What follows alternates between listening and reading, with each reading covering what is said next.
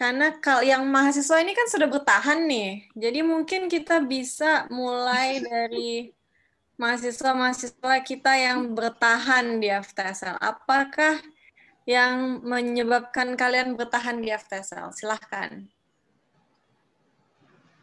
Ayo, siapa yang mau jawab? Kita jadi kayak nanya ke mahasiswa ya, ayo siapa yang mau jawab? Mahasiswa. Henry Gunawan, ayo jawab. Karena aku tahu ini mahasiswa. Waduh, tadinya apa, Bu? Waduh, Apa? tadinya apa, Bu? Halo, Bu. Kalau kita lanjut nih, kalau anak mahasiswanya nggak mau jawab.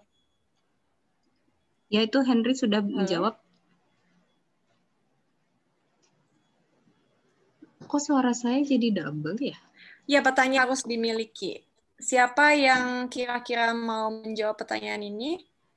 Mungkin kayaknya tadi ada perwakilan dari himpunan HMS Hafiz nih. Atau siapa? Atau kalau nggak Ibu Iski gimana? Waduh, saya bertahan sudah cukup. Suara saya double ya atau enggak? Iya. Ada gemanya, Bu. Kenapa ya? Oke, kalau ini pertanyaannya terlalu susah karena ternyata kita semua nggak ada yang mau tahan di FTSL, jadi nggak, saya bercanda. Kita jawab ini, tadi saya lihat di chat udah ada pertanyaan ya, jadi mungkin kita jawab pertanyaan yang ada di chat dulu kali ya. Ini dari Sanitya Pralambang, izin bertanya Kak, apakah lulusan teknik kelautan bisa terjun ke kelautan kita, Ibu Iski? Lulusan teknik kelautan bisa terjun ke dunia sipil. Kita tuh saling melengkapi ya kalau kelautan sama sipil itu. Jadi kita itu sama-sama belajar mengenai struktur. Tapi apa sih bedanya sipil sama kelautan? Kalau sipil itu biasanya bangunannya di darat.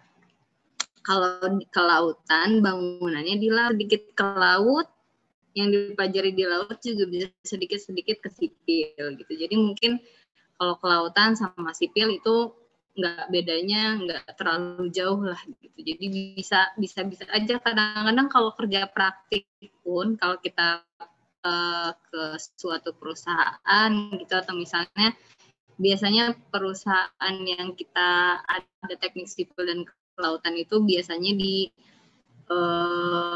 kita bisa saling melengkapi lah di situ. Biasanya di kelautan itu ada struktur, kemudian strukturnya ada bebannya gitu. Itu juga terjadi di sipil, tapi mungkin kalau di sipil itu bebannya beban angin gitu ya, mungkin Bu Asih, sama beban apalagi kalau di sipil. Gempa. Ya itulah yang ada di darat, itu beban-beban di darat itu dimasukin di sipil, tapi di kelautan itu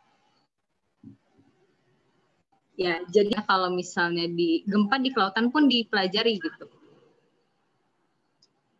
Kok saya jadi gema lagi ya? Tadi kayaknya udah nggak gema, apa mungkin Bu? Enggak kok, nggak bergema.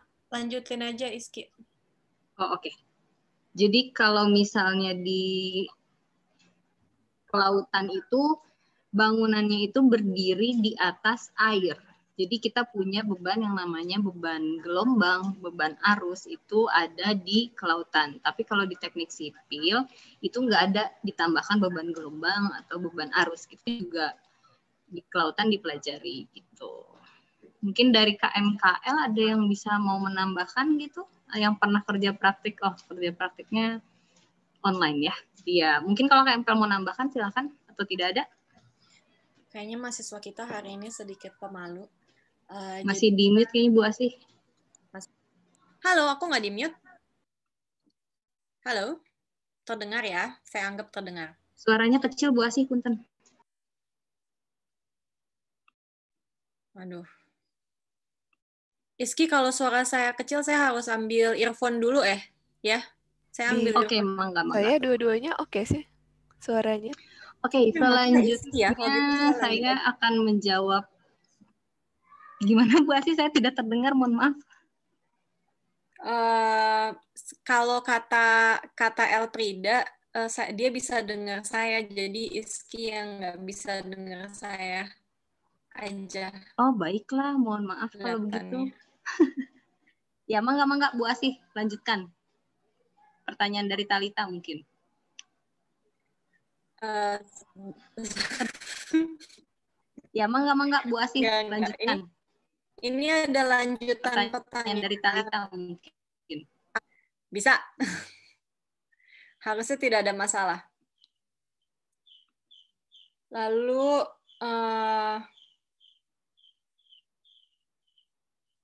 oke, ini katanya dari KMIL ada ini tadi mau menjawab. Sorry. Lanjut ke pertanyaan dari Salma Niftrina ya. Izin bertanya apakah di teknik sipil ada mata kuliah yang hampir mirip dengan mata kuliah di arsitektur? Apa bisa lebih spesifik ya, maksudnya hampir mirip dengan mata kuliah di arsitektur tuh apa ya? Jadi mungkin saya jelasin lagi perbedaan antara sipil dengan arsitektur di Indonesia ya. Itu kalau di Indonesia, arsitektur itu dia sifatnya lebih ke estetik. Estetik tuh maksudnya keindahan. Tapi keindahan itu di sini nggak cuman keindahan-keindahan aja, tapi mereka juga kayak mikirin gimana caranya supaya ruangannya cukup luas, gimana supaya ruangannya efisien, dan sebagainya. Tapi mereka nggak memikirkan kalau di Indonesia, bagaimana supaya gedung yang dibangun itu menggunakan material apa, terus udah gitu menggunakan bagaimana detailing dari gedung itu, gimana supaya gedung itu benar-benar bisa berdiri. Nah, itu biasanya mereka menggunakan bantuan dari teknik sipil. Gitu. Jadi apakah di teknik sipil ada mata kuliah yang hampir mirip dengan mata kuliah di arsitektur? Sebenarnya arsitektur itu banyak mata kuliah yang harus mereka ambil yang adalah dasar-dasar dari sipil juga ya. Kayak misalnya mereka mungkin dapat kayak statika sederhana gitu.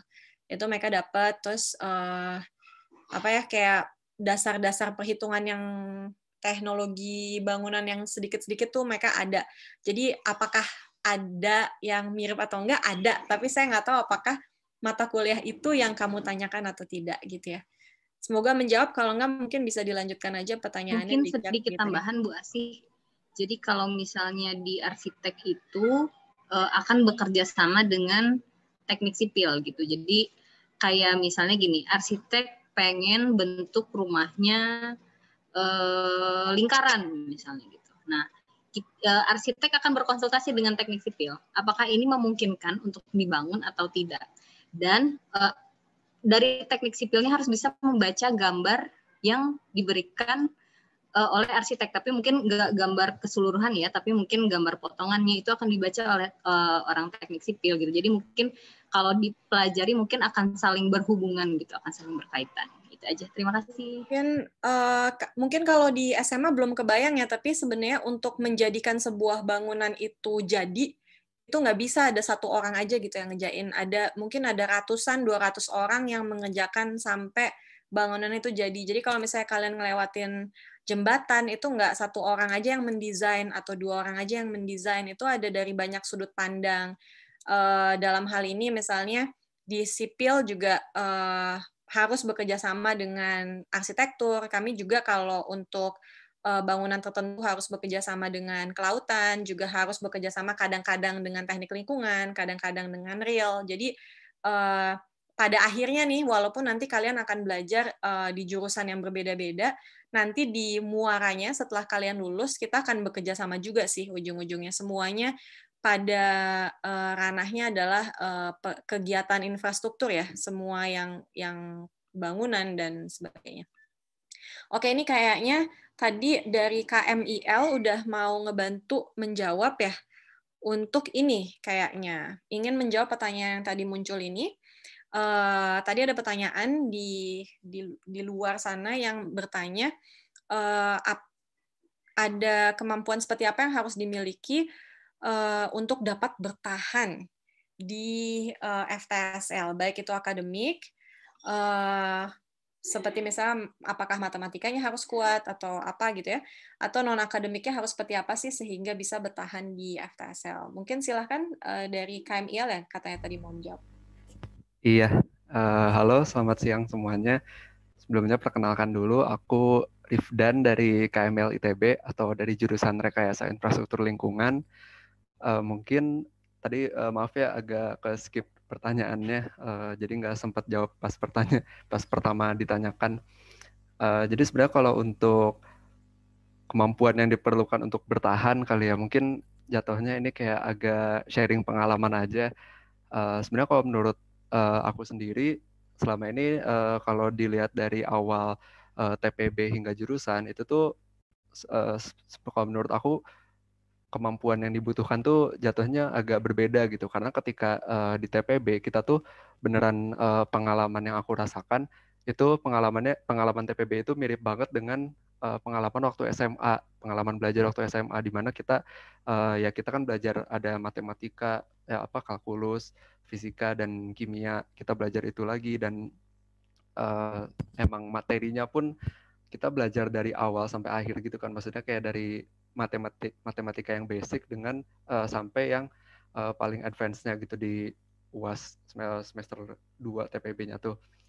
Nah, jadi itu kalau dibilang pengalamannya sih itu lumayan, menurut aku kita benar-benar perlu kerja keras sih, yang paling penting itu. Karena ya itu gimana misalnya kita dulu menjalankan waktu SMA kita seperti apa, dan ketika TPB itu kayak satu pengalaman 3 tahun SMA di dalam 1 tahun TPB aja gitu, dalam 2 semester gitu.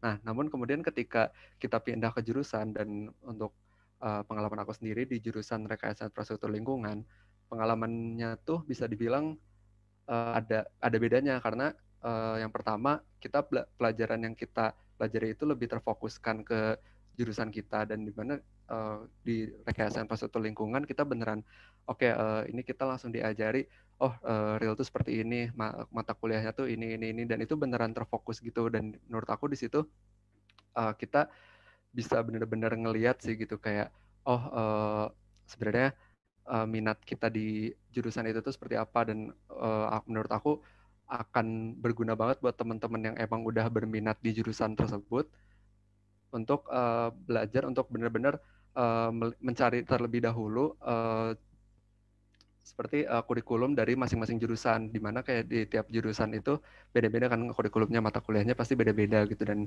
dari situ kita bisa tahu gitu, mata kuliah di misalnya di teknik sipil tuh ada ini statika struktur, atau misalnya di teknik lingkungan ada mikrobiologi lingkungan gitu. Di situ kita bisa lihat dulu terlebih dahulu, dan di situ kita bisa tahu gitu, nanti aku bakal belajar tentang ini, belajar tentang itu, dan di situ kita bisa mempersiapkan diri kita untuk bisa lebih survive lagi gitu di jurusan gitu. Karena menurut aku itu berguna banget gitu, kita lebih tahu terlebih dahulu tentang kurikulum dari jurusan yang akan kita ambil gitu. Dan mungkin itu aja sih sharing pengalaman dikitnya. Terima kasih.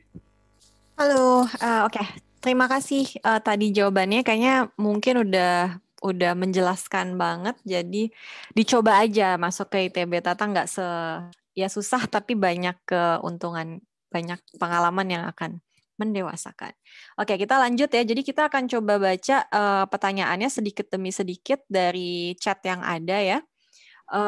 Sebentar, saya tadi ini sampai ke sini. Oh nih, ada pertanyaan. Kak, mau tanya, misal setelah TPB harus penjurusan tapi nggak minat nih ke teknik kelautan. Waduh, males banget. Jadi hanya pilihan 1 dan 2 aja katanya. Jadi gimana? Karena saya takut kerja di laut, Kak. Katanya gitu. Ini mungkin Iski mau menjawab, silahkan. Jadi kalau kita sudah memilih FTSL Ganesha, kalau memang tidak mau terlempar, kita harus belajar dengan sungguh-sungguh. Kita harus punya perkiraan kira-kira saingan. Jadi setelah kalian bersaing di SNMPTN dan SBMPTN, kita pun akan bersaing lagi di fakultas. Ketika kita bersaing di fakultas ini, kita harus mengetahui saingan-saingan kita ini berapa sih yang mau masuk teknik sipil, berapa yang mau masuk teknik lingkungan, berapa yang mau masuk teknik kelautan. Nah, dari situ kalau misalnya memang tidak mau masuk ke pilihan misal di sini teknik kelautan ya, saya nggak mau teknik kelautan, berarti kan pilihan pertamanya teknik sipil, pilihan keduanya adalah teknik lingkungan. Nah, apa sih yang harus kamu lalui untuk bisa masuk ke pilihan 1 atau 2 ini? Jadi yang pertama itu FTSL akan menjuruskan mahasiswanya sesuai minat. Jadi yang pertama kita lihat itu minat dulu. Namun apabila minatnya sudah melebihi kuota, maka kita akan saring berdasarkan IP atau nilai-nilai yang kita dapat selama 1 tahun di FTSL. Jadi gimana caranya? Kalau misalnya kalian terlempar ya mau tidak mau harus masuk ke jurusan tersebut gitu. Itu Bu Asih. Terima kasih Lagian, banyak by the way, Bu Rizky. Menambahkan, kalau kenapa takut kerja di laut? Kita nggak selalu kerja di laut kok. Kita bisa kerja di kantor juga. Jadi nggak selalu teknik kelautan kita bekerja di laut, tidak selalu teknik sipil kita panas-panasan gitu ya di lapangan ngeliatin orang bangun struktur gitu. Itu nggak selalu seperti itu, dan nggak selalu teknik lingkungan mengolah limbah terus kita langsung ke lapangan, tidak seperti itu. Jadi sebenarnya di sini pekerjaan itu yang menanti amat sangat banyak dan tidak akan selalu di lapangan. Mungkin ada beberapa wanita yang, aduh saya takut kalau ke lapangan nanti kulitnya hitam gitu ya. Jadi mending di kantor aja, itu juga nggak masalah gitu ya. Terima kasih. Oke, terima kasih Rizky atas jawaban yang sangat baik dan sangat sempurna. Mungkin saya juga mau mengucapkan selamat sekali lagi buat yang tadi mendapatkan door prize ya hari ini, sekarang hadir dengan kita Mbak Thalita Azaria. Nanti mungkin akan dicat secara personal oleh Elprida ya untuk prosedur pencairan voucher OVO atau GoPay. Mungkin harus pilih ya apakah mau OVO atau GoPay gitu ya. Oke, saya lanjut ke pertanyaan berikutnya ya. Ini sebenarnya yang pemenang door prize itu ada 2, apakah dua-duanya hadir saat ini atau baru salah satu? Misalnya yang satunya lagi hadir juga, boleh langsung chat kami ya. Bisa saya, bisa Iski. Oke, saya lanjut ke pertanyaan berikutnya. Ini pertanyaan yang sangat-sangat bagus. Nah, di sini kita kayaknya kedatangan juga Asmik dari TPSDA ya. Asmik TPSDA dan juga ada perwakilan dari himpunan dari TPSDA ya? Ya kan? Oke. Nah, ini sekarang pertanyaannya adalah, selamat siang, izin bertanya, apakah perbedaan antara KKSDA yang ada di teknik sipil dengan Prodi Teknik Pengolahan Sumber Daya Air di FTSL Jatinangor? Ya, mohon bantuannya. Ya. Terima kasih. Ya, izin menjawab ya. Jadi pertanyaan terkait perbedaan antara KKSDA di Teknik Sipil dengan TPSDA di Jatinangor. Jadi sebenarnya pada mulanya itu sebenarnya dua-duanya memang sampai saat ini juga memang dinaungi oleh kelompok keahlian sumber daya air sebenarnya yang terlibat yang berada di dalam naungan FTSL. Perbedaannya adalah mungkin dari segi sipilnya sendiri, kalau memang mahasiswa sipil, mereka memang belajar sumber daya air, tapi mereka pun belajar bangunan-bangunan secara umum seperti struktur jembatan, kemudian juga mereka belajar masalah bioteknik, MRK, dengan sifat bangunannya itu tidak khusus untuk bangunan air, tapi dia lebih general, artinya infrastruktur secara umum yang berada antara pesisir sampai ke hulu, seperti itu. Nah, sedangkan untuk program studi TPSDA, ini khusus bangunan-bangunan air. Kita tetap belajar masalah struktur, tapi strukturnya khusus bangunan air. Kemudian masalah mekanika tanah yang khusus diterapkan dalam bangunan-bangunan air. Dan juga terkait masalah manajemen konstruksi atau ekonomi teknik lainnya juga yang terkait dengan bangunan sumber daya air. Jadi memang adanya TPSDA yang merupakan program studi baru ini merupakan bentuk pengkhususan atau mungkin bentuk jawaban dari beberapa kebutuhan yang ada di dunia profesi saat ini terkait sumber daya air dan bangunan sumber daya air. Seperti itu mungkin.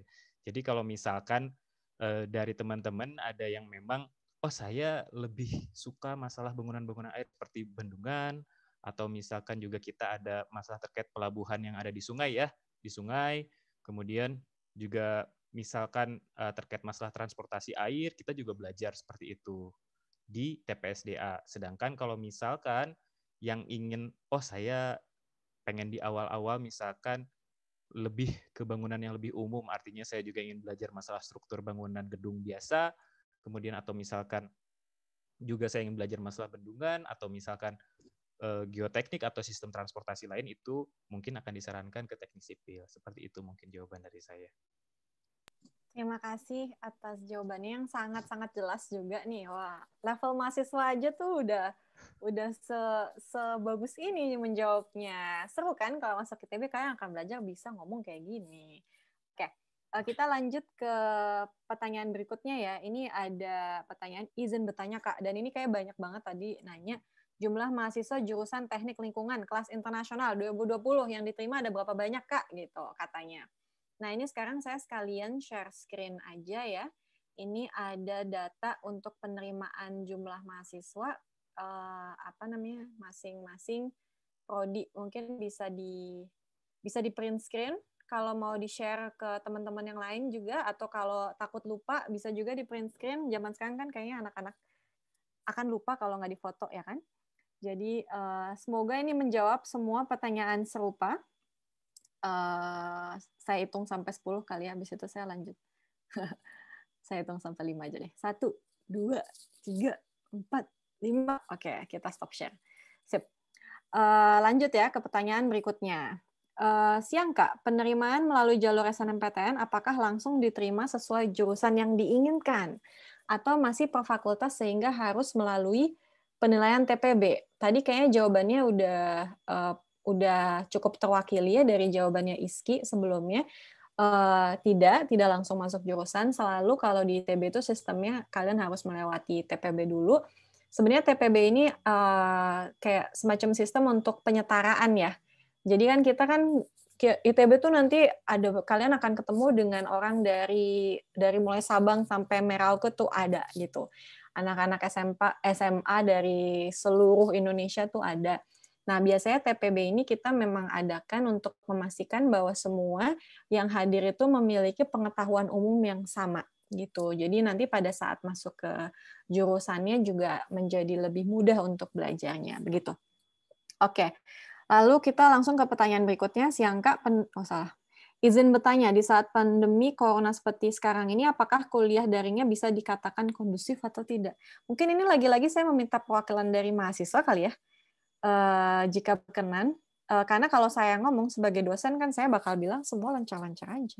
Mungkin mahasiswa saya tidak berpikir seperti itu. Jadi kalau berkenan mungkin mau Akbar lagi atau ada perwakilan himpunan yang lain yang ingin berbicara? Akbar, Asmik, Kak. Oh, Asmik. Sorry, salah. Ternyata aku yang salah, maaf Akbar. Pantesan aja bagus. Pantes jawaban bagus, ya. Iya dong. Ibu Asih berpikir ini adalah anak himpunan. Maaf ya. Hapunten. Oke. Ini ada anak mahasiswa nggak ya yang mau jawab ini? Kalau nggak kita dosen yang akan jawab. Kalau kita yang jawab pasti kita bilang baik-baik aja. Nggak. Oke, kita coba. Saya coba jawab. Nanti mungkin bisa dibantu kali ya El atau Akbar. Kalau saya rasa sih kita semua lagi struggling ya untuk online classes ini, di ITB pun sama. Walaupun kita berusaha, ada beberapa hal yang kita lakukan yang kita harapkan bisa membantu gitu. Pertama, di ITB kita menyiapkan namanya ruang kuliah daring, jadi dengan papan tulis dan sebagainya. Jadi dosen yang lebih suka nulis di papan tulis bisa tetap nulis di papan tulis yang disampaikan gitu kan. Kadang-kadang nggak semua mata kuliah itu baik dengan PowerPoint ya. Ada mata kuliah yang tetap lebih enak ditulis gitu. Jadi itu salah satu cara. Dan saya juga tahu banyak sekali dosen-dosen yang akhirnya membuat video daring ya. Yang juga memperbaiki cara mengajar gitu, dan juga ada teknik-teknik lain kayak misalnya saya mengaplikasikan penggunaan breakout room yang memfasilitasi diskusi di dalam kelas agar lebih ketahuan apakah anak-anak bisa memahami atau enggak. Tapi tentunya dengan segala macam keterbatasan ini nggak akan bisa sebaik offline ya. Walaupun saya dengar dari anak-anak mahasiswa ada juga yang happy karena karena mereka dengan online kan semuanya terdata, jadi ada video-videonya bisa mereka tonton lagi. Jadi kalau misalnya ada yang tidak mereka pahami, mereka bisa play lagi gitu. Jadi semoga ini menjawab, kecuali kalau ada mahasiswa yang mau mengatakan yang lain. Oke, tidak. Kita lanjutkan aja ya. Ini ada pertanyaan, Kak, mau tanya untuk daya tampung mahasiswa baru FTSL itu berapa orang ya, Kak, untuk Mandiri, SBM, dan SNM? Ini adalah jawabannya tidak bisa kami berikan. Jadi kalau kalian ke Virtual Open House ITB, di situ ada booth khusus untuk PMB, penerimaan mahasiswa baru ya. Jadi kami sarankan untuk bertanya langsung mengenai ujian saringan dan sebagainya ke sana gitu. Karena kami takut kalau kami yang memberikan jawaban nanti ternyata berbeda gitu. Jadi langsung di sana aja. Siang, Kak, izin melanjutkan pertanyaan yang sedang dibahas. Apakah teknik sipil dapat bekerja tanpa arsitek? Jadi teknik sipilnya sendiri untuk merancang bangunan dari awal. Wah, seneng banget. Sebenarnya ada-ada aja. Jadi produk di dunia ini ya, guys, itu ada banyak banget. Ini ngomong-ngomong yang jawab saya nggak apa-apa. Apa ya? Ini produk, maaf ya. Nanti mungkin Ibu Isi kalau misalnya mau ngambil juga boleh. Jadi sebenarnya produk di dunia sipil itu banyak. Jadi misalnya kayak tol Cipularang, ada yang pernah lewat nggak? Atau misalnya jembatan Suramadu gitu, atau misalnya jembatan Semanggi, atau misalnya apa yang semacam yang kayak gitu-gitu lah ya. Itu semua juga produk sipil, dan biasanya kalau untuk infrastruktur besar-besar seperti itu yang sketsa dari awal ya kita gitu, karena itu berdasarkan kebutuhan lalu lintasnya gitu ya. Jadi kalau pertanyaannya bekerja tanpa arsitek, ya bisa aja tergantung kebutuhannya gitu ya. Ya bisa, tapi tergantung kebutuhannya. Walaupun saya rasa zaman sekarang itu, apalagi di masa depan, itu semuanya lebih fokusnya pada multidisipliner ya. Jadi pengennya nggak bisa nih cuma orang sipil aja mentang-mentang kita bisa dari awal ngerjain sendiri, kita ngerjain sendiri. Kalau bercandaan di dunia sipil tuh, kalau orang sipil bikin bangunan, kita bikinnya kotak aja gitu kan. Karena buat apa sih bikin bangunan di meliuk-meliukin gitu. Nah, kalau misalnya kita kerja sama arsitek kan jadinya ada perspektif yang lain, sehingga mungkin bangunan yang dibangun menjadi lebih indah gitu. Jadi seperti yang tadi saya bilang, mungkin kalian belum kebayang sekarang, tapi sebenarnya di dunia kerja itu nggak ada lah bangunan yang dikerjain cuma sama satu orang gitu. Jadi dan to be honest, walaupun di era pandemi seperti ini, bidang kami semua ya, bukan cuma sipil aja, itu termasuk bidang yang nggak kering kerjaan sih gitu. Infrastruktur tetap ada aja.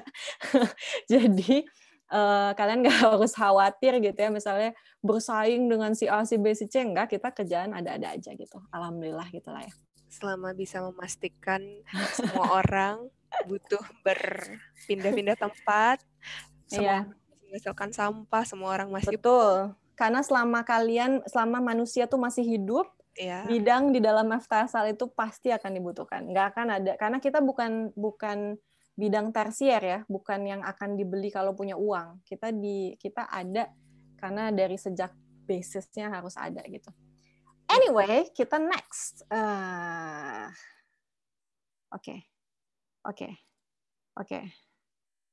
Oke, belajar di FTSL tuh, ini dari Sanitya Pralambang.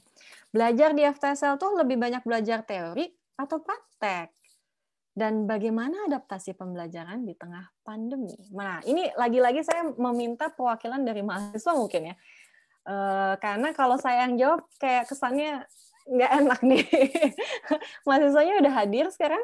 Ada nih. Coba Yasrib, Dimas, bisa gitu tolong dong. jawab tuh ya. Tolong ya. Terima kasih. Oke, mungkin saya sekalian menjawab yang sebelumnya tadi ya, yang terkait kegiatan pembelajaran dalam pandemi. Sebelumnya perkenalkan, saya Dimas Aryo dari Teknik Pengelolaan Sumber Daya Air 2018.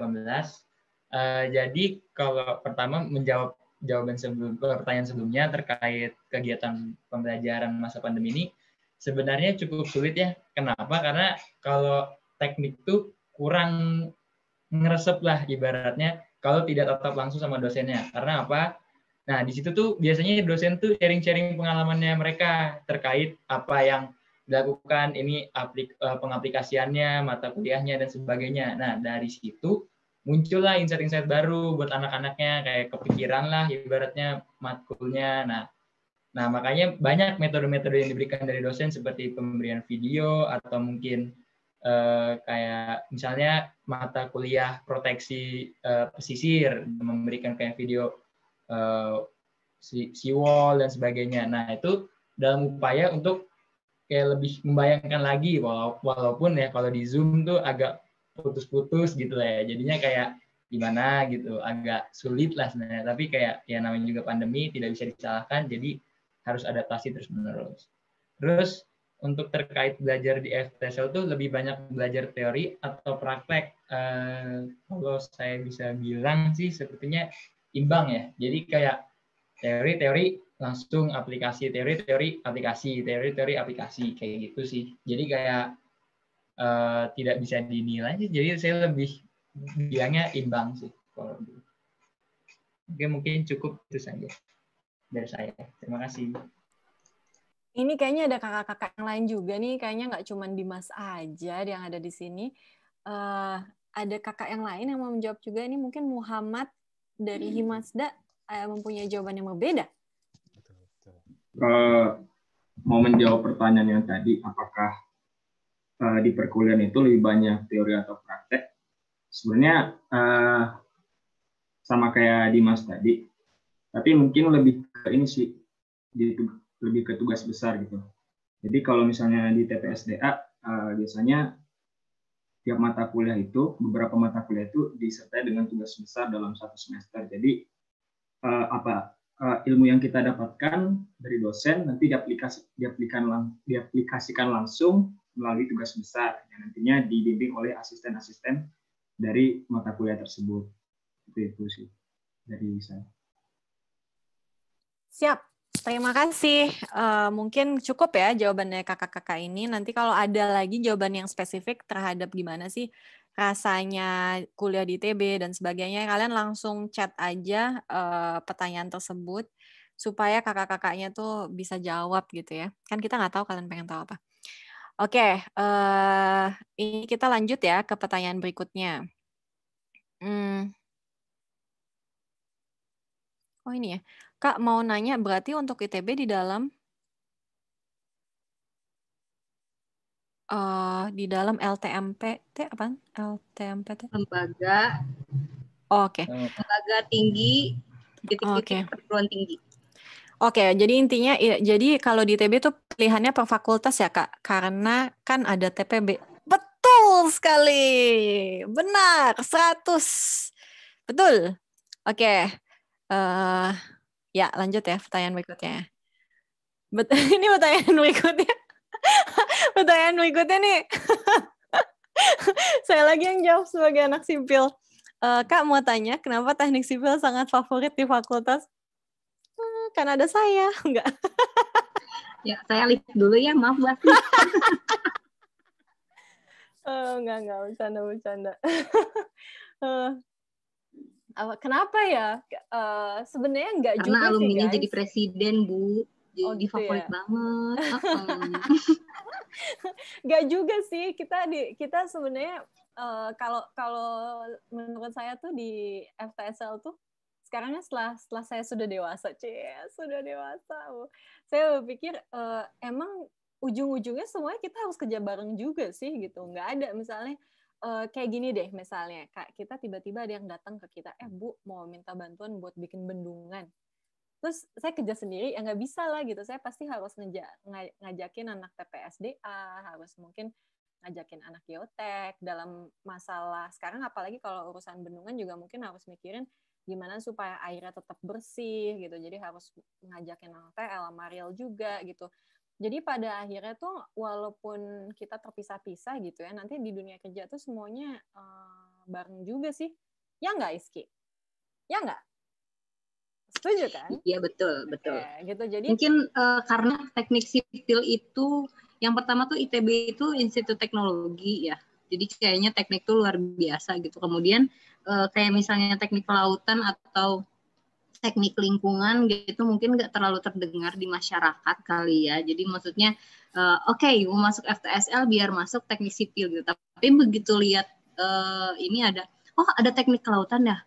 Teknik kelautan tuh ngapain sih? Apa mempelajari tentang ikan-ikan gitu kan? Sebenarnya tuh enggak gitu. Teknik kelautan juga sama, struktur juga gitu, nggak jauh beda sama sipil gitu. Cuman kalau mungkin di sini ada kakak-kakaknya yang kakak mahasiswa di sini ya, yang mungkin ada yang pilihan pertama yang teknik sipil mungkin, atau ada juga yang misalnya pilihan pertamanya udah teknik kelautan ya, emang saya pengen masuk teknik kelautan kok. Jadi misalnya dulu pengennya sih sipil karena favoritnya sipil gitu. Mungkin kalau favoritnya sama kayak kamu bertanya kenapa sih ITB jadi favorit gitu. Iya, Sebenarnya kalau kamu nanya ke anak ITB kita juga kenapa ya favorit gitu. Jadi banyak orang yang bertanya seperti itu dan kita juga nggak tahu jawabannya kenapa gitu. Dan mungkin saya bisa bertanya sama Bu Asi kenapa dulu mau masuk ITB gitu.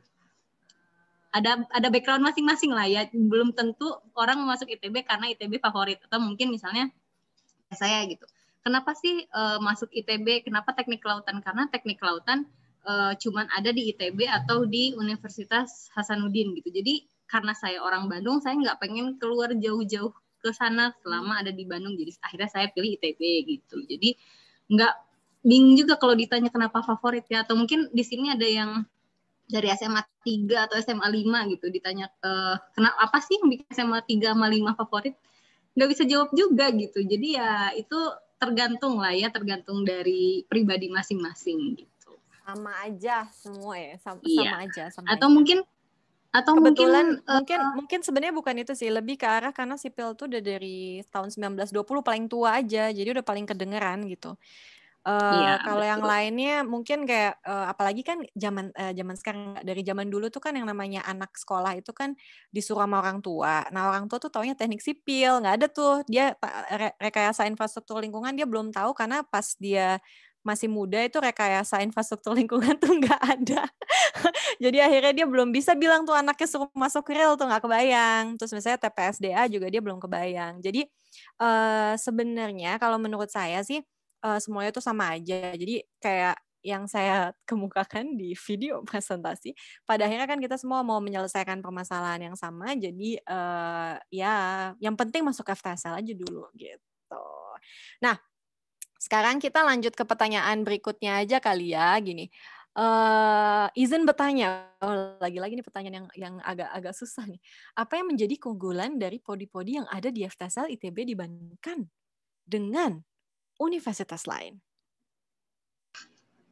Gimana ibu-ibu, ibu bapak silakan. Jadi kalau Akbar tuh, Mas Abai.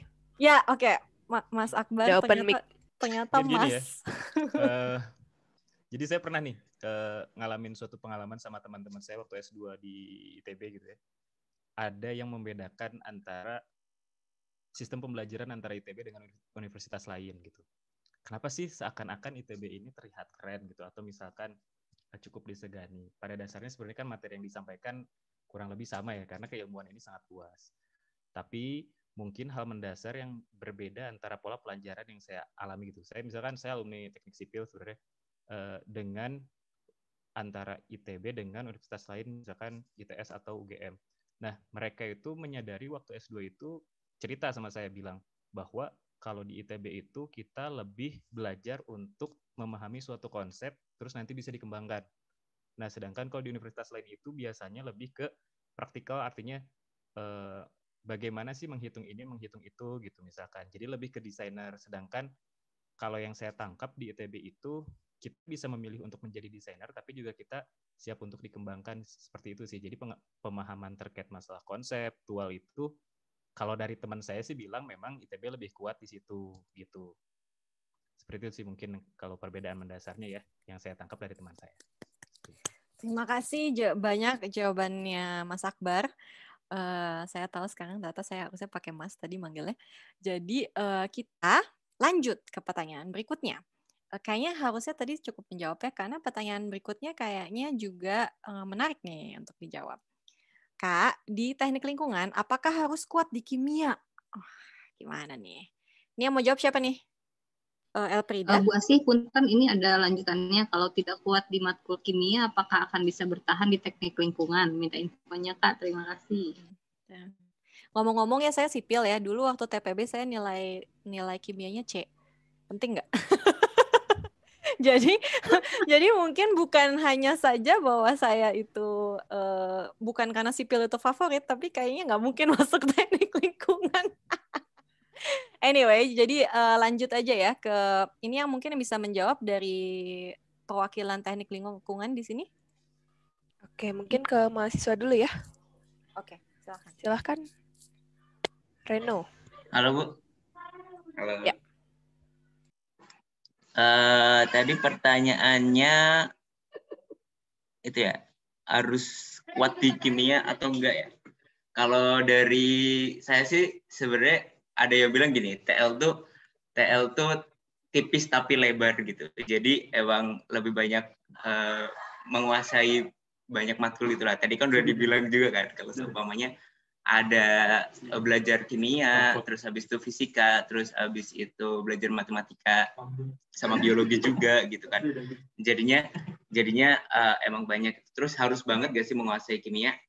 Ya bisa dibilang harus, cuma nggak perlu. Ya jago akan lebih baik gitu. Cuma emang setidaknya kita tahu reaksi-reaksi dasar gitu, bapaknya terbentuknya suatu gas gitu, karena nantinya akan berpengaruh juga gimana caranya kita mendesain suatu unit pengendali pencemaran gitu. Jadinya setidaknya kita menguasai dasar-dasarnya kimia gitu lah.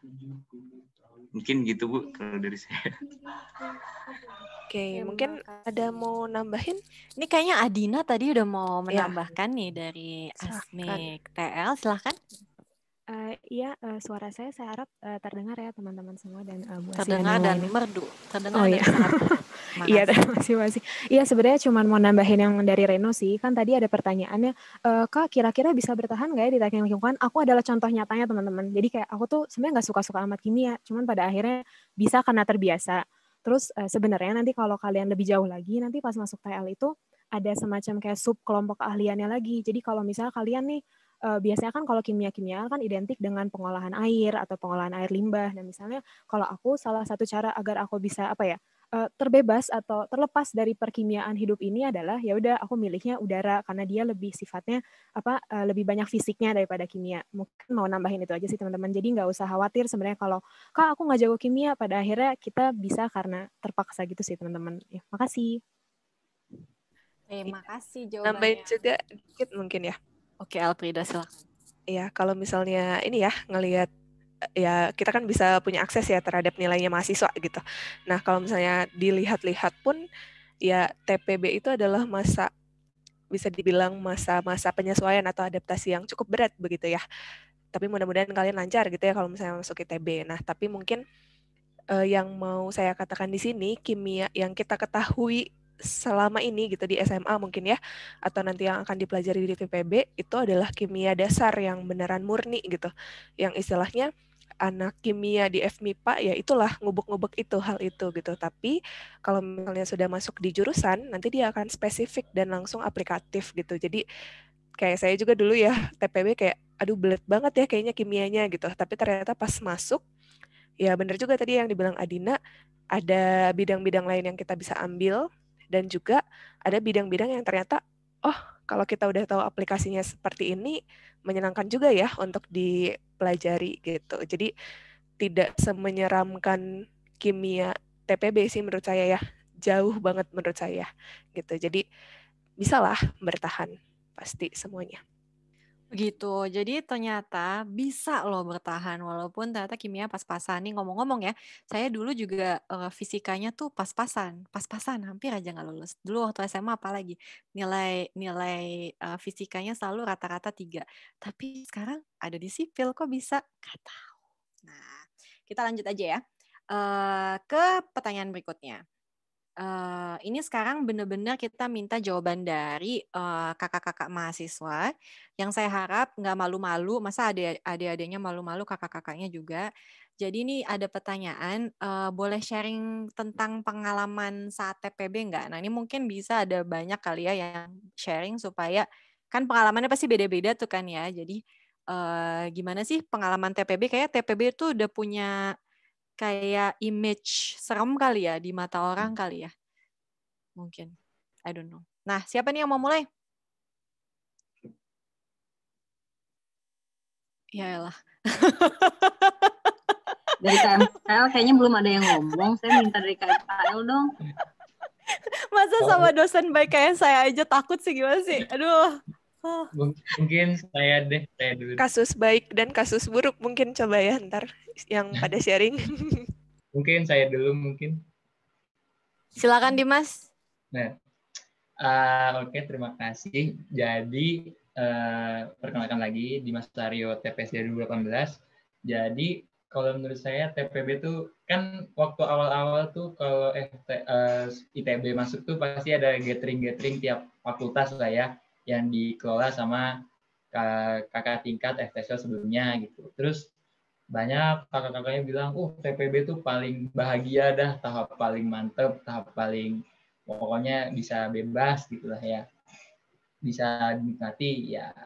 Ya sih, sangat-sangat dinikmati sih di TPB tuh. Mulai dari gimana ya, soalnya flow-nya tuh beda gitu. Kalian dari SMA pindah ke TPB, nah itu udah kacau gitu. Tapi di TPB juga banyak hal-hal yang kalian bisa lakukan nanti yang tidak bisa dilakukan di jurusan.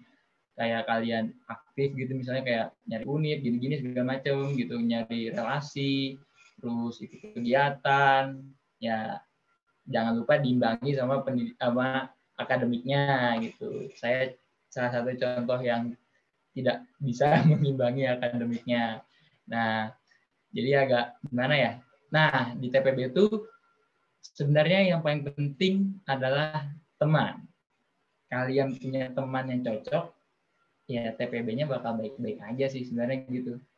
Pokoknya kalau temennya enak, teman belajar kah, teman bicara lah, itu semuanya enak. Karena TPB itu emang masa-masa agak suram sih sebenarnya. Tapi kalau dinikmati, ya baik-baik aja. Gitu sih. Mungkin Oke, dari saya. lanjutannya.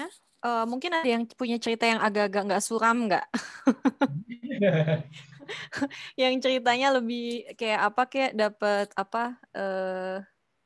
Dapat IP 4. Dia mahasiswa berprestasi. Emang kalau IPK-nya 4 mah justru suram kali. Ininya. Menurut saya sih udah untuk mendapatkan IPK 4 hidup suram. Anyway, siapa kek apa dapat pacar kek? Nggak ada? Nggak ya? Kasian deh. Oke. Nggak ada, Bu. Oke, jadi sedih banget kayaknya lu nggak ada, Bu, nggak bisa dapet pacar gitu di ITB, ya ampun. Oke, lanjut ya. Saya mau nambahin, siapa boleh? tadi yang mau? Bu Asih. Mahasiswa aja, mahasiswa oh, aja. Ya tapi menurut aku ini aku masih ini kok, masih karena fresh. Iya benar. Oke, boleh. Kalau kamu boleh, silakan. Mangga. Oke. Mangga El. Kalau menurut saya pribadi mungkin nanti bisa ditambahin. Jadi terkadang ya ada euforia di mana mahasiswa yang baru diterima di ITB itu merasa kayak, oh ya gue siswa terbaik di SMA gue datang ke ITB dengan ekspektasi sangat tinggi, biasanya seperti itu. Nah, tetapi terkadang ya apa yang kita pikirkan, apa yang kita ekspektasikan tapi nggak tercapai, itu yang kadang suka menjatuhkan mental seseorang seperti itu. Nah, yang saya lihat di saat saya TPB ya, jadi banyak sekali di awal itu sudah menetapkan ekspektasi dan standar begitu. Jadi kayak, oke, aku harus bisa ini, harus melakukan ini, harus IP sekian seperti itu. Tetapi karena standar di ITB cukup tinggi begitu ya. Misalnya kita di SMA selalu dapat 100 begitu ya. Di ITB kamu dapat 60 pun itu udah sangat bagus gitu sebenarnya. Tapi kadang mental kita yang merasa, wah ya ampun saya nggak pernah dapat 60 seumur hidup gitu. Nah hal-hal itu yang terus ada di pikiran dan hati kita ya mungkin, dan itu yang menjatuhkan mental gitu. Banyak teman-teman saya yang gagal gitu ya, bukan gagal juga sih, yang sulit membangun lagi kepercayaan diri karena seperti itu gitu. Jadi kayak percayalah orang-orang yang masuk ITB ini adalah orang-orang yang sudah terpilih gitu. Kamu sudah sangat bagus dari dirimu sendiri gitu, tidak perlu banding-bandingin sama orang lain gitu. Jadi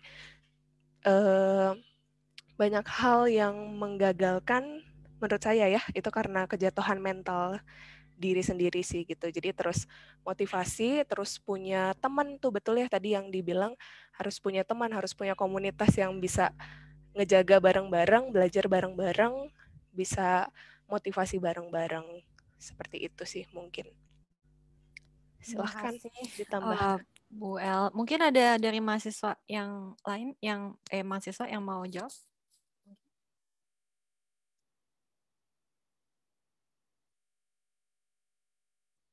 Reno? Mungkin izin menambahkan, Bu. Siapa? Oke. Ya, Mangga Alvin. Ya, sebelumnya kenalin, saya Vincent dari Teknik Kelautan.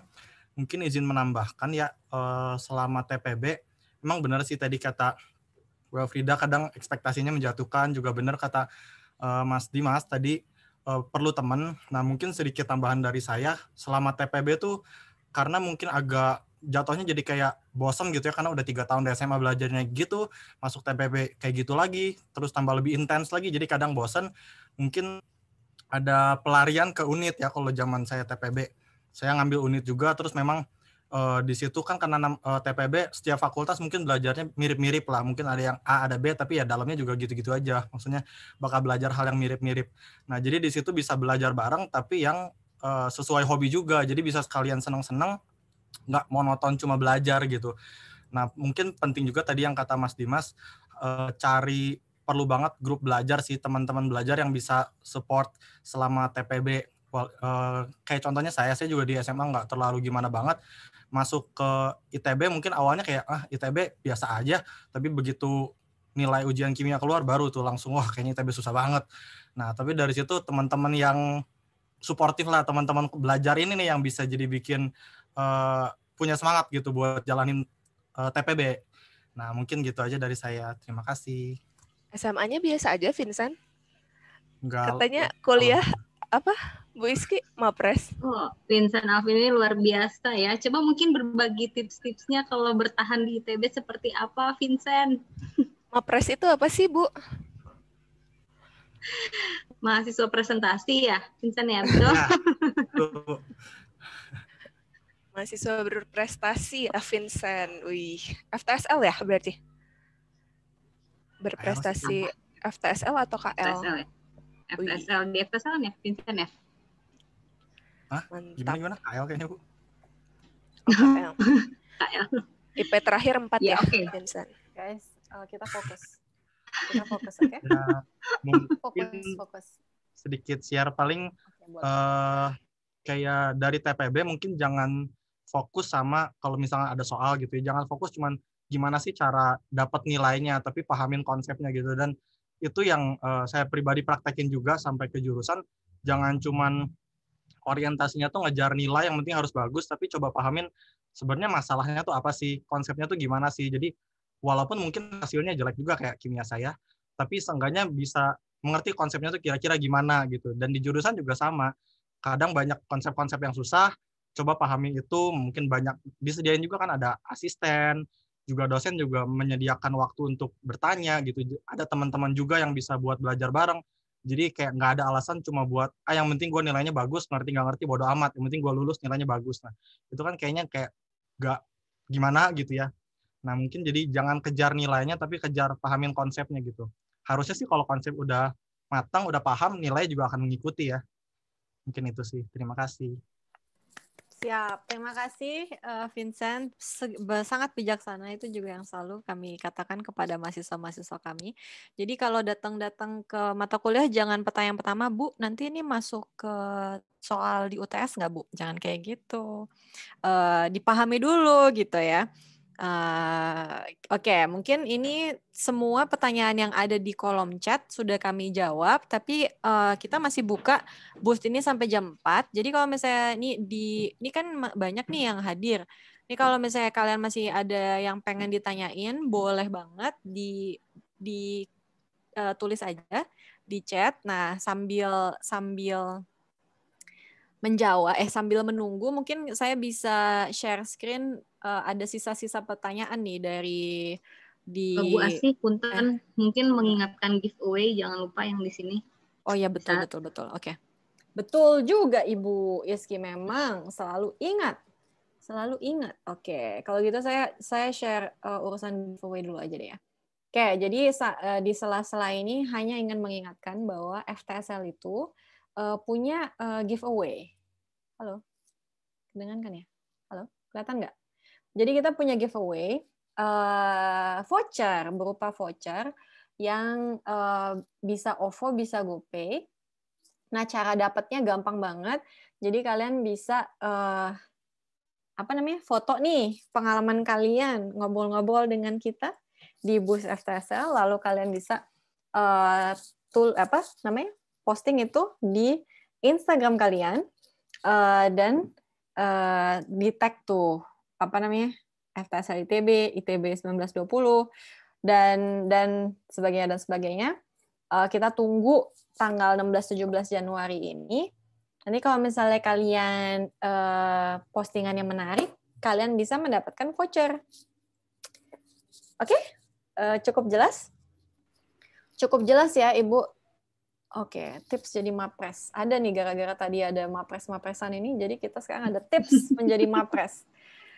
Oke, Bapak Vincent, boleh dinyalakan lagi videonya? Pak Vincent? Halo? Pak Vincent? Ini yang dari TPSD juga ada mapres. Oke, berarti kedua mapres kita hari ini. Mana mapres satu lagi mana?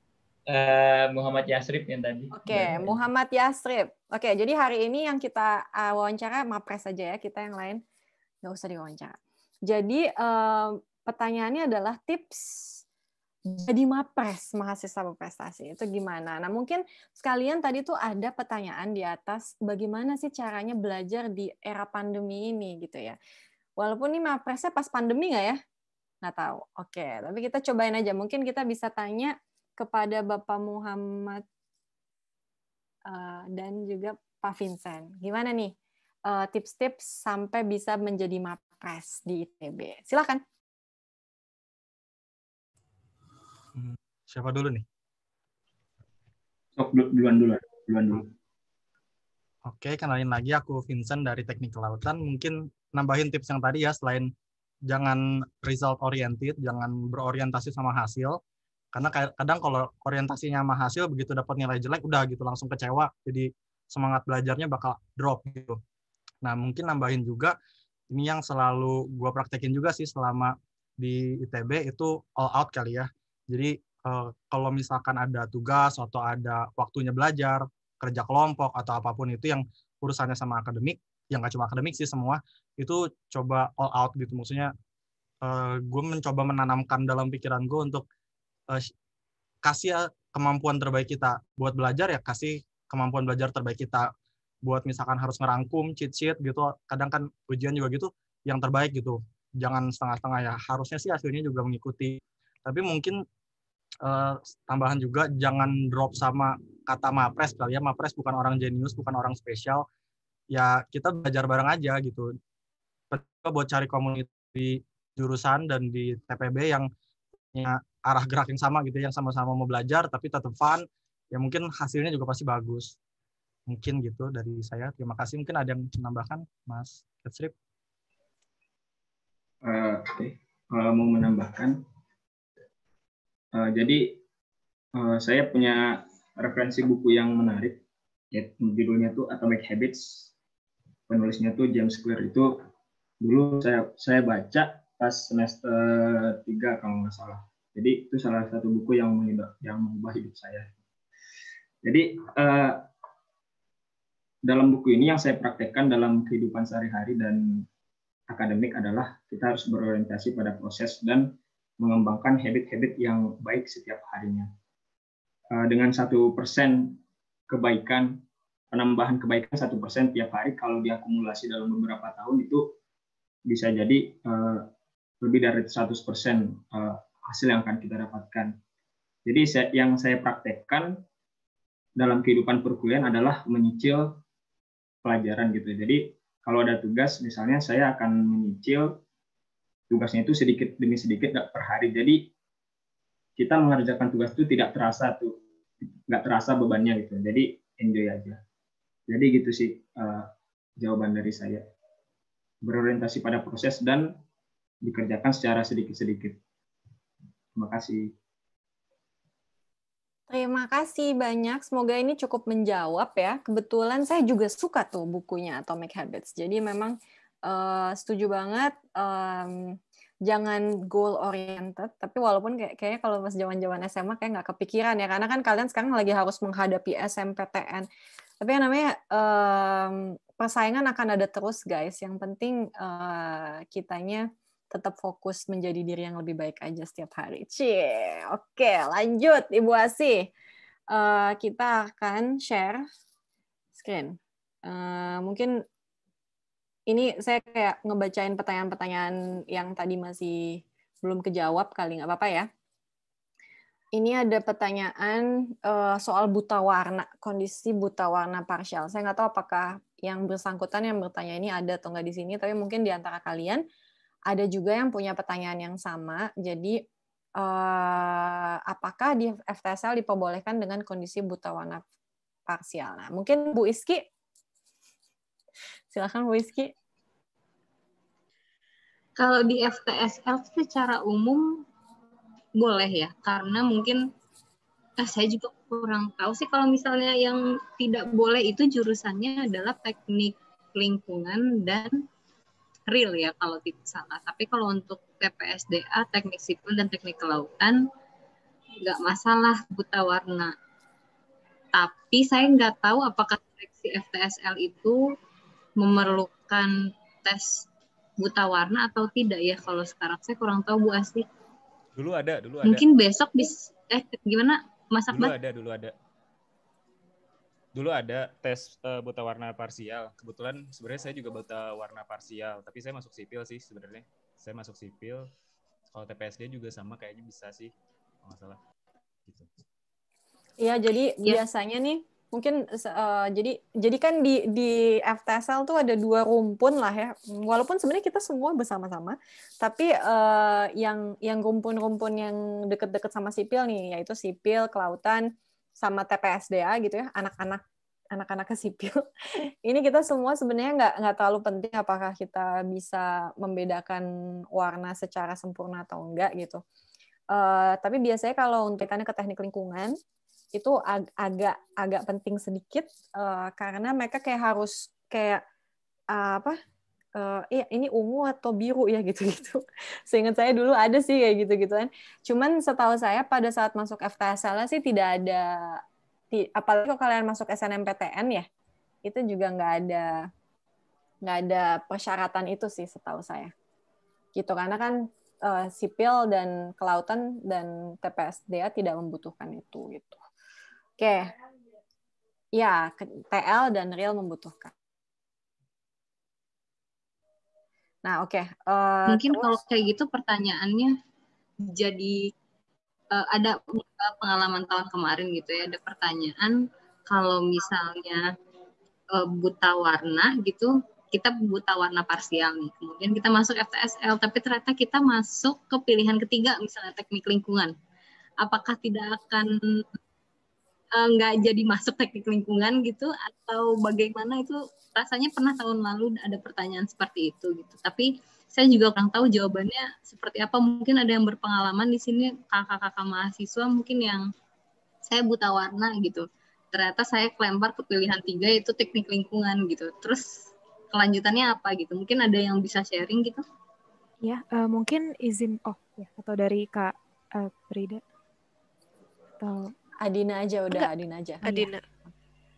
Jadi kebetulan ini suara saya harap tidak putus-putus ya. Jadi kebetulan pas angkatan saya tuh pernah terjadi Bu Iski maupun Bu Asih. Jadi waktu itu memang dia ceritanya buta warna parsial, lalu saya kurang tahu sih apakah dia masuk ke pilihan 3 atau bagaimana, tapi karena kondisinya itu jadi dia hanya dapat memilih antara sipil maupun kelautan dan otomatis dimasukkannya ke kelautan begitu sih Kak. Jadi sepertinya ketika penjurusan saja sih akan disaring untuk kondisi buta warna parsial ini begitu.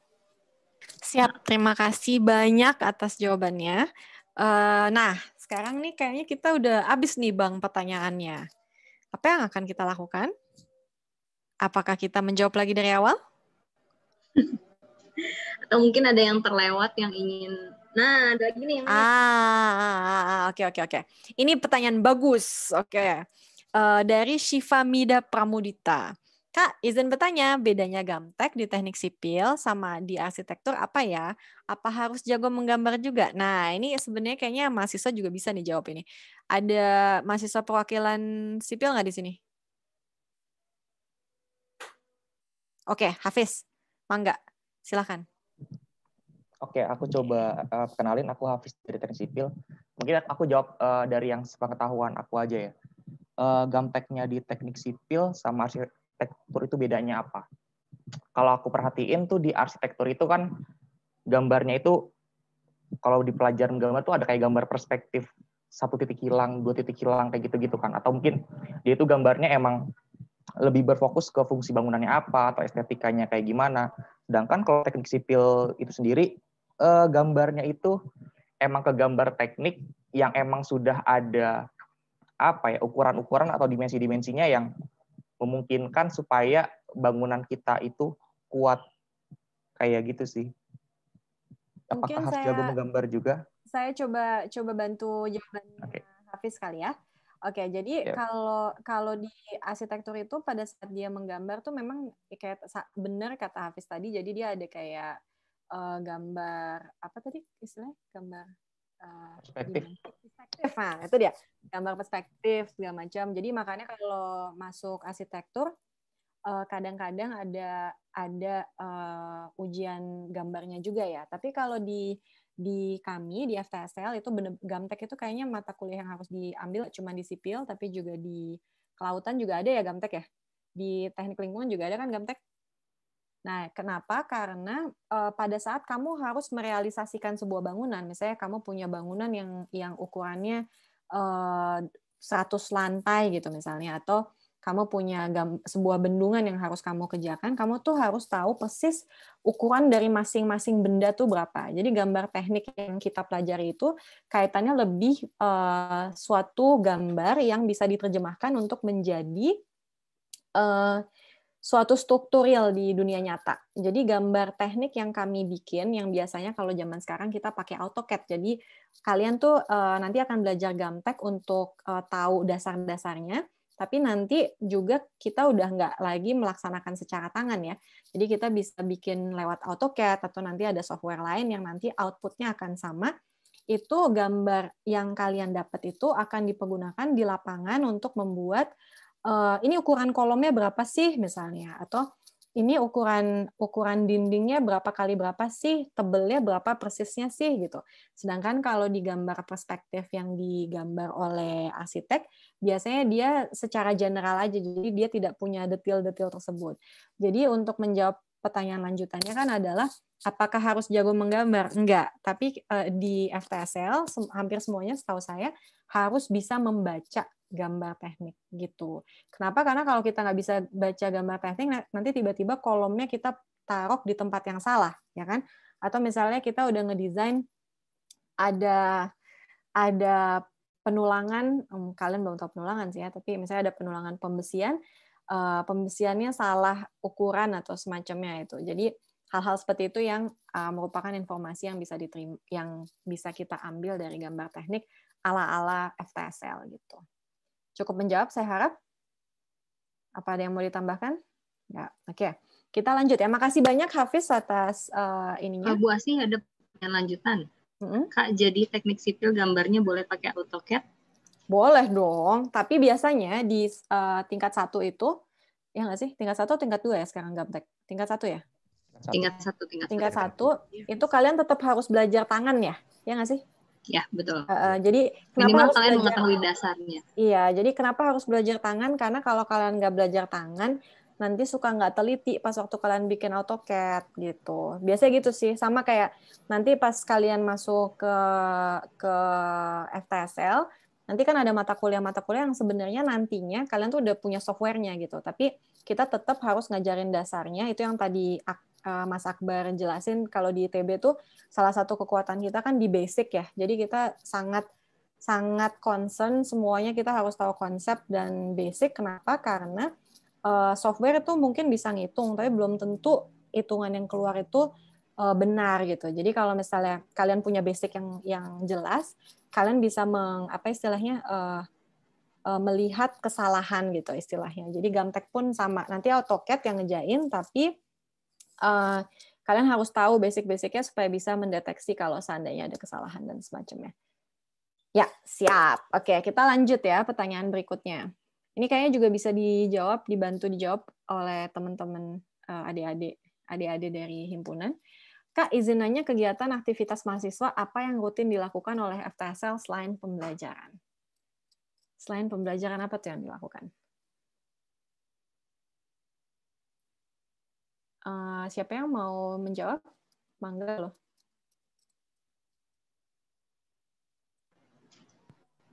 Izin jawab sedikit mungkin dari. Silahkan Hafiz. Nah, jadi kegiatan selain pembelajaran ya. Nah, itu biasanya kan di setelah kalian masuk jurusan nanti, itu nanti kan bakal ada himpunan sendiri-sendiri ya buat tiap jurusan. Nah, itu masing-masing himpunan punya ceritanya masing-masing lah, kayak punya kegiatan masing-masing di pelajaran. Mungkin aku ngasih contoh di yang sipil aja, yang HMS. Mungkin dari teman-teman TL atau KL, Real, TPSDA tuh mungkin punya ceritanya sendiri. Mungkin kalau di HMS itu sendiri, kita juga ada kegiatan kayak program kerjanya tuh yang lebih fun lah. Kan kita kan kayak anak ITB itu juga udah capek belajar juga kan, kita kayak butuh refreshing gitu kan. Nah itu juga ada kayak kegiatan-kegiatan mungkin kayak pecinta alam, kayak naik gunung, suka ada event-event tertentu gitu dari himpunan diadain, atau enggak mungkin tentang mahasiswa yang tertarik dengan olahraga atau musik, itu bakal ada wadahnya sendiri di masing-masing himpunan. Selain di unit juga, dari himpunan juga kadang-kadang tuh mewadahi hal itu supaya bisa supaya punya hobi yang sama gitu. Mahasiswa-mahasiswa yang punya hobi yang sama di himpunan itu bisa saling terhubung kayak gitu sih. Banyak kok.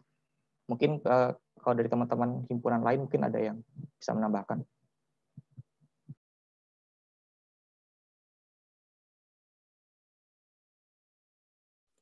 Ya, gimana dari himpunan lain? Mungkin sebenarnya pertanyaannya agak sedikit lanjut sih. Apakah ini suara saya putus-putus nggak ya? No problem. Sebenarnya pertanyaannya agak lanjut sih. Jadi ini semasa di FTSL-nya atau pasca FTSL-nya gitu. Jadi kayak agak rancu gitu sebenarnya. Ya enggak rancu lah, kan walaupun kamu udah masuk jurusan, kamu tetap ada di bawah FTSL.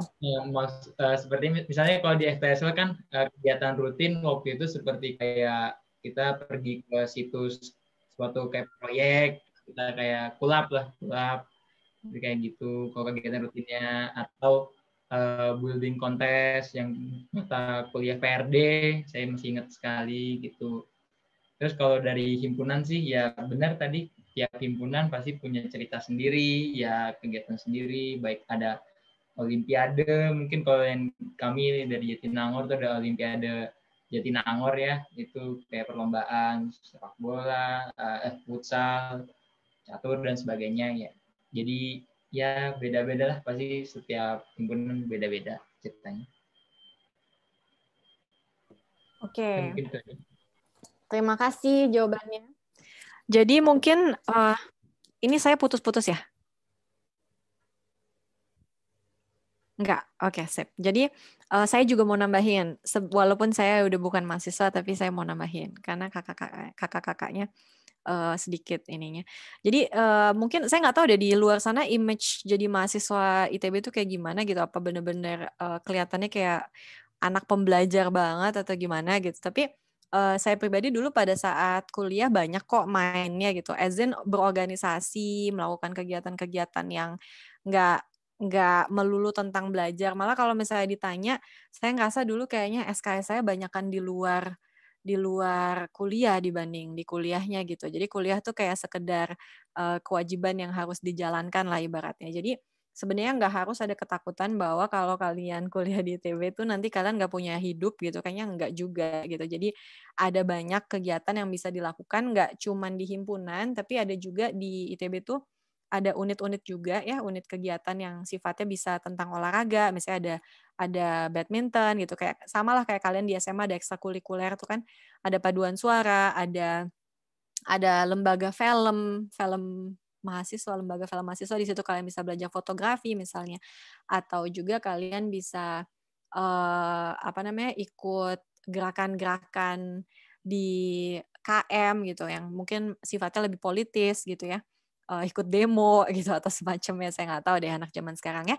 Jadi selama kalian berkuliah itu nggak cuman tentang belajar aja, bener-bener deh itu mungkin kayak 20%-nya gitu. Bahkan sekarang kalau saya mengingat masa kuliah saya, kayaknya ingatan tentang pembelajarannya jauh lebih sedikit dibanding ingatan tentang aktivitas di luar kuliahnya gitu.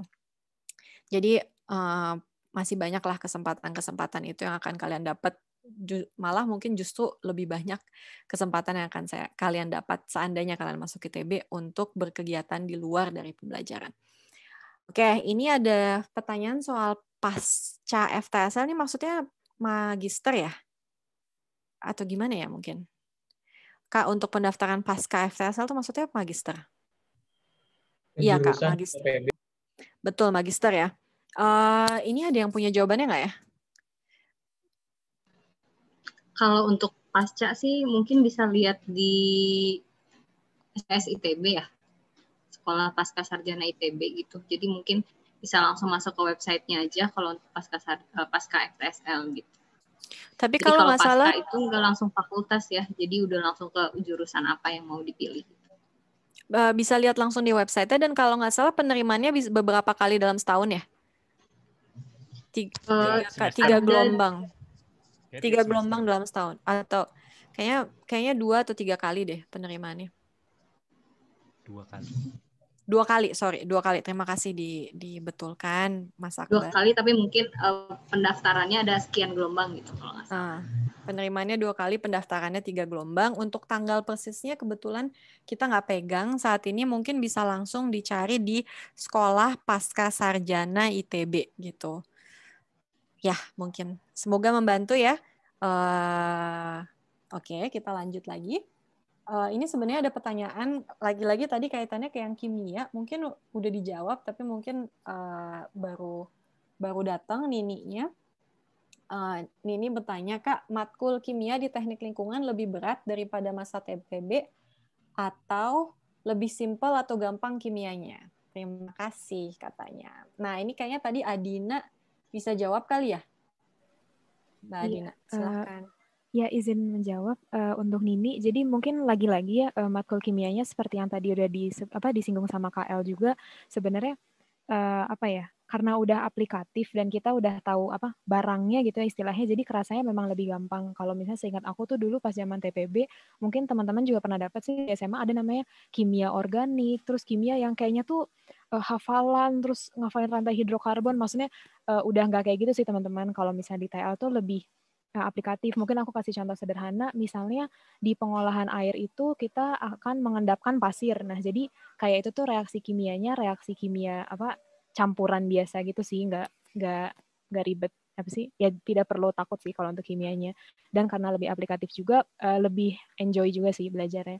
Ya mungkin kalau dari aku gitu sih. Jadi jauh lebih gampang daripada TPB kalau untuk mengulang dan memberikan semangat lagi mungkin teman-teman bahwa sangat itu kok bisa dilalui kok kalau untuk kimia di TL begitu. Oke, ini ada pertanyaan, perlombaan apa aja yang biasa diikuti oleh mahasiswa FTSL? Gimana nih? Ada yang mau jawab nggak? Sebenarnya mungkin saya punya jawabannya, tapi kayak saya harus buka-buka ininya dulu.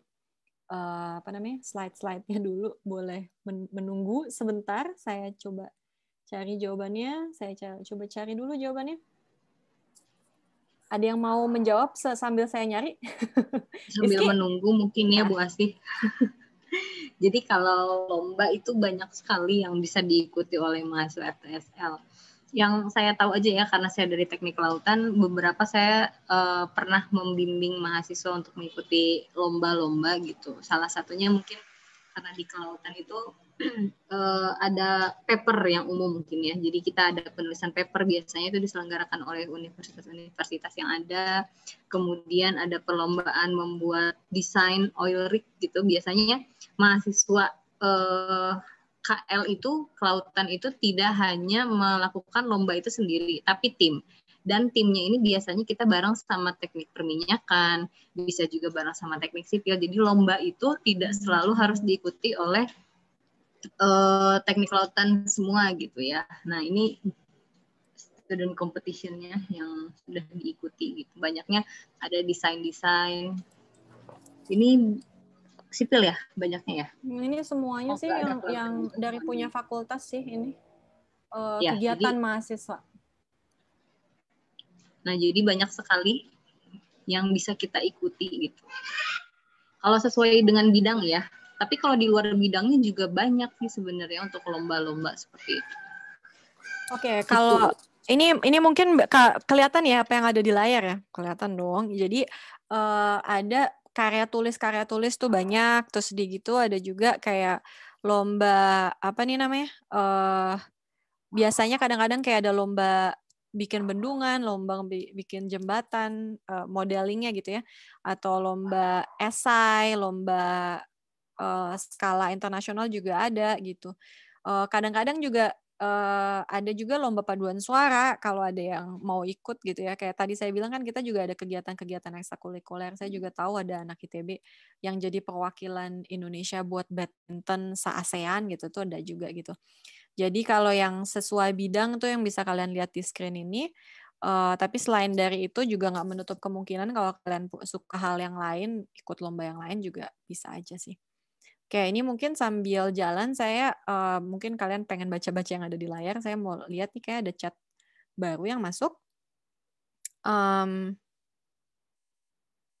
Oke, izin bertanya Kak, kalau di sipil lebih banyak waktu di lab atau di ruang kelas? Nah, ini tadi sebenarnya udah sempat dijawab juga ya sama kakak-kakak kalian. Tadi jawabannya tuh 50-50. Nah, kebetulan karena saya lagi ngebuka slide yang ini, maksudnya 50-50 gimana sih? Jadi sebenarnya nggak cuma sipil aja ya, di kelautan, di teknik lingkungan, di RIL ataupun di TPSDA, di ITB itu kita sangat berdedikasi dalam memberikan kesempatan untuk mahasiswa-mahasiswa untuk ekskursi ya. Jadi untuk melihat langsung ke lapangan, ini ada beberapa foto dari kunjungan lapangan ya, apakah itu dalam pembuatan jembatan atau misalnya terowongan dan sebagainya gitu. Ini proyek-proyek yang pernah kita kunjungi. Tol Cileunyi, Tol Cinere, Bandara Internasional pada saat pembangunannya dulu, reklamasi Ancol, terus juga misalnya Bandara Soekarno-Hatta gitu. Jadi dedikasinya ada lah di semua prodi untuk memberikan kesempatan bagi mahasiswa untuk pergi ke lapangan. Selain dari student excursion ini juga, ini saya stop share aja, itu ada kegiatan magang dan KP ya yang juga bisa kalian jalani untuk memberikan kalian kesempatan bekerja langsung di dunia kerja. Kerja langsung di dunia kerja. Oke. Itu. Ada yang mau ditambahkan? Mungkin sedikit nambahkan Bu terkait tadi student excursion. Jadi kalau student excursion itu biasanya dilakukan oleh mahasiswa TPB. Jadi kita satu angkatan FTSL, kita pergi ke tempat-tempat tadi ya, Tol Cisumdawu, ke reklamasi Ancol, kita pergi bersama-sama ke sana. Tapi kalau untuk kerja praktik dan magang biasanya dilakukan oleh mahasiswa yang sudah masuk ke jurusan. Jadi kita akan melakukan kerja praktik atau magang di bidang yang sesuai sama mata kuliah kita gitu. Tapi kalau untuk student excursion biasanya kita berganti-ganti ya, sama seperti engineering day. Nanti biasanya di tingkat 1 pun ada engineering day. Jadi kalian berkreasi sesuai dengan temanya nanti. Apakah tema saat ini teknik sipil, apakah nanti teknik kelautan atau teknik lingkungan dan lain-lain, itu nanti ada jadwalnya tersendiri gitu biasanya. Jadi kayak misalnya kalau lihat reklamasi di Ancol itu bagian dari teknik lautan gitu. Terus kemudian ada excursion ke Tol Cisumdawu, biasanya itu dari perwakilan program studi teknik sipil gitu. Itu aja Bu Asih, terima kasih. Oke, terima kasih. Nah, sebenarnya tadi juga pertanyaannya apakah bekerja di lab atau di ruang kelas ya. Jadi kalau lab juga kita kan tadi di presentasi. Oke, kita buka lagi presentasi. Mana ya? Oke, sebentar. Kita tuh punya 13 lab ya di FTSL ya. Jadi setiap program studi, setiap jurusan itu sebenarnya punya lab-nya sendiri. Nah, itu di setiap kelas itu akan kadang-kadang ada kelas yang dia berkaitan dengan pekerjaan di lab gitu, dan kalian harus ada praktikumnya dan sebagainya. Ini lab-lab yang ada di FTSL. Seberapa banyak sih kerja di lab? Ya mungkin lebih banyakkan di kelasnya sih ya dibanding di labnya. Tapi nanti pada saat kalian masuk di tugas akhir dan sebagainya, biasanya lebih banyak kalian akan mengerjakan kegiatan di dalam lab. Ini foto-foto lab ya. Cuman sebagai ilustrasi aja. Ini kegiatannya. Kalau apa namanya? Kalau ya dari awalnya saya tunjukkan lagi. Ini ada rekayasa struktur, mekanika tanah gitu. Jadi kayak misalnya melihat kayak apa sih properti tanah supaya kita tahu bagaimana membuat fondasi di situ. Terus ini juga ada untuk lalu lintas gitu, membuat aspal dan sebagainya. Terus untuk air juga ada lab-nya kita. Terus manajemen rekayasa konstruksi itu karena kaitannya ke manajemen, jadi tool utamanya adalah komputer gitu ya.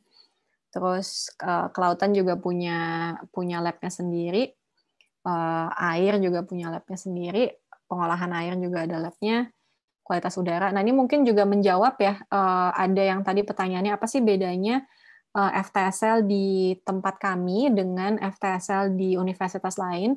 Saya rasa salah satu kelebihannya ITB itu kita punya fasilitas yang cukup lengkap ya. Jadi lab-lab saya rasa bisa cukup pede bilang kalau lab-lab di ITB dibandingkan lab-lab lain di universitas lain di Indonesia lumayan ada lah gitu. Walaupun tentunya kami terus berusaha untuk memperbaiki ya. Ini lagi-lagi beberapa foto kegiatan mahasiswa gitu. Oke. Mungkin itu sebagai ilustrasi aja. Kita lihat lagi buka apakah ada pertanyaan atau enggak. Tidak ada. Nah, sekarang kita tinggal 7 menit sampai jam 4 sampai kita tutup sesi ini. Mungkin kita masih bisa menjawab sekitar 1-2 pertanyaan lagi ya. Apakah ada dari antara adik-adik yang hadir? Masih ada yang mau ditanyakan. Yang ingin ditanyakan? Oke. Kalau tidak ada pertanyaan, apakah Ibu Iski punya ide, Bu Iski, pertanyaan yang sekiranya sering ditanyakan oleh anak siswa SMA? Pertanyaan apa ya? Ntar saya berpikir dulu apa yang sering ditanyakan.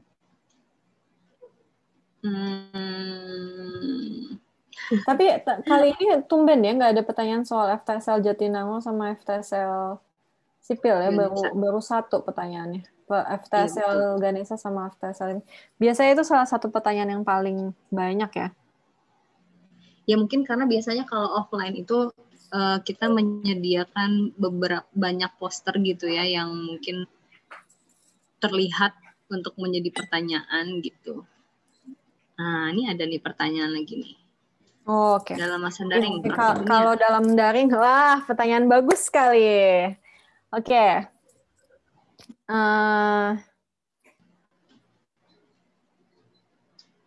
Oke. Ini pertanyaan mana dulu yang jawab nih? Dua-duanya bagus pertanyaannya. Oke, pertanyaan dulu. Yang praktikum. Bu Iski mau menjawab atau siapa yang mau membantu menjawab? Saya mungkin ya. Oke, silakan Mas Akbar. Ya, kalau mungkin saya bisa menjawab terkait TPSDA sama KKTSA ya, terkait praktikum mekanika fluida mungkin sama hidrolika. Jadi beberapa praktikum dari lab-lab kami ini mulai membuat yang namanya video bahan ajar. Sama kayak video bahan ajar kuliah, tapi ini terkait masalah praktikum, terkait masalah bagaimana pengoperasian suatu alat dan apa data yang diambil. Begitu juga manfaat dari si praktikum ini tuh untuk melihat properti apa dari misalkan air kalau di TPSDA. Seperti itu sih. Jadi sebenarnya mungkin dengan adanya pandemi ini tuh tenaga pendidik di ITB juga diminta untuk lebih kreatif lagi. Jadi beberapa ada yang punya channel YouTube, sama halnya dengan beberapa lab di ITB juga. Nah, kayak di lab kami, misalnya lab pengelolaan sumber daya air dan rekayasa sumber daya air itu, kami punya channel YouTube juga yang untuk mahasiswa tingkat 2 yang baru masuk jurusan kami, kalau misal terkait masalah mata kuliah yang harus ada praktikumnya, ya bisa melihat kurang lebih bagaimana sih pengoperasian dan apa saja data yang harus diambil, manfaatnya untuk apa, seperti itu sih paling. Gitu. Terima kasih banyak Mas Akbar, kayaknya cukup menjawab ya. Jadi setahu saya juga akhirnya nih praktikum ini dibikin video-video juga ya, jadi bisa diikutin, terus nanti ada modul-modul yang harus dijalanin gitu ya. Secara general kayaknya itu sih jawaban terbaik yang bisa kami berikan saat ini di masa pandemi. Tentunya nggak sempurna ya, seperti yang saya bilang di awal, tapi inilah situasi kita semua. Oke, mungkin kita langsung ke jawaban berikutnya ya. Kak, dengar-dengar katanya kalau di teknik sipil dibagi jadi beberapa konsentrasi, apakah setelah TPB kita disuruh pilih jurusan sekaligus konsentrasinya? Oke, ini mungkin saya boleh jawab? Boleh nggak? Silakan, ya, Bu. sipil ya saya yang jawab ya. Oke, garis-garis dulu. Oke. Ngomong-ngomong, walaupun saya dosen sipil dan agak banyol, tapi kebanyakan dosen sipil jauh lebih serius dari saya kok, percaya. Jadi kalau kalian nggak suka sama dosen yang macam saya, nggak apa-apa, nanti kalian ketemu sama orang-orang yang jauh lebih serius dibanding saya. Oke, apa namanya? Di sipil itu memang dibagi menjadi 5 konsentrasi ya. Jadi ada geoteknik, ada, mungkin saya bisa share screen lagi. Oke, kita share screen. Sabar ya adik-adik sekalian.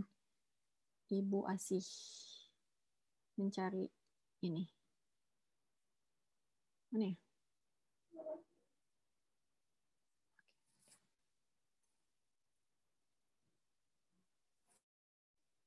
Oke, ini ada 5 konsentrasi yang ada di dalam teknik sipil, dan saya rasa kayaknya hampir semua jurusan yang akan kalian pilih tuh nanti ada konsentrasinya lebih spesifiknya lagi. Jadi karena kalian nanti kan kalau misalnya kalian masuk ITB itu sebenarnya sifatnya tuh general ya, sarjana teknik gitu ya. Jadi pada saat kalian masuk sebenarnya kalian akan belajar secara seimbang semua bidang ini gitu ya. Jadi walaupun kita nanti akan ada konsentrasinya, tapi biasanya di ITB itu sistemnya kalian punya basic yang cukup untuk semuanya, dan nanti kalian punya kesempatan untuk ngambil istilahnya mata kuliah pilihan di tingkat 3 dan 4 ya kalau nggak salah. Nah, untuk mata kuliah pilihannya kalian bisa ngambil mungkin mata kuliah pilihan dari yang lebih kalian suka gitu konsentrasinya. Dan juga biasanya nanti di akhir itu ada kita sebutnya tugas akhir. Nah, tugas akhirnya itu juga kalian bisa milih nih, kalian lebih suka konsentrasi yang mana gitu. Nah, kalau di sipil sendiri konsentrasinya ada struktur, transportasi, geotek, sumber daya air, dan manajemen gitu ya. Saya rasa judulnya cukup menjelaskan apa yang dipelajari masing-masing ini. Kalau struktur kita fokusnya pada struktur, transportasi pada transportasi, geoteknik itu pada tanah ya, jadi engineering dari fondasi dan sebagainya. Terowongan juga masuk di geoteknik. Terus ada sumber daya air. Tadi dijelaskan sama Mas Akbar apa bedanya sumber daya air yang ada di teknik sipil dengan TPSDA. Lalu ada manajemen ya, manajemen rekayasa konstruksi. Jadi kalau kalian dari TPB, nanti kalian masuk sipil, sebenarnya kalian belajar semuanya. Kalian nggak ada konsentrasinya tuh baru akan kalian ambil kalau seandainya kalian ngambil magister gitu. Karena sebagai sarjana kalian kalau kalian dianggap sebagai sarjana teknik dari sipil ya kalian harus menguasai kelima-limanya gitu. Semoga cukup menjawab.